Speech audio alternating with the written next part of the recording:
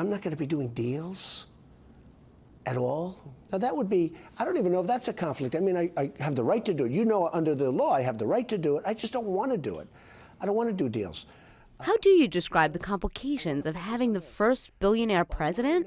In a word, unprecedented. An unprecedented business empire owned by the commander-in-chief. An unprecedented opportunity for corruption at the highest level.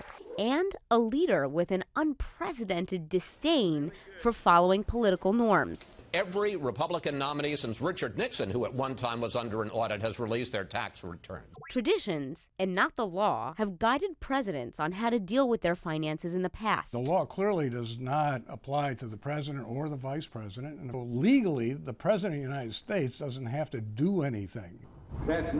Back in 1983, President Reagan asked the Office of Government Ethics a question. Win just one for the Kipper. Could the first movie star president still take part in the entertainment industry? The answer, legally, conflicts of interest laws don't apply to the president. But, quote, as a matter of policy, he should conduct himself as if they did. That principle has led to former presidents selling off their assets, wanting to avoid questions about their motives. But now, more than 30 years later, the President of the United States will own hotels, golf courses, and his name will appear in credits for The Celebrity Apprentice.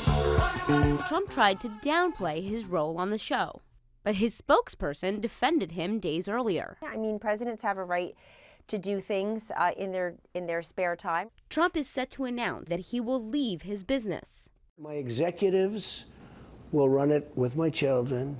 It's a big company. It's a great company. Still, sources say there's no indication that the businessman-in-chief will fully shed his assets. In fact, a bipartisan coalition of ethics experts said that, quote, the plan will create the appearance that President-elect Trump and his family are using the presidency to enrich themselves. The group is calling for Trump to sell his business and put the money in a blind trust controlled by a non-family member. I have Ivanka and Eric and Don sitting there. Run the company, kids. Have a good time. A good time is exactly what Trump critics fear.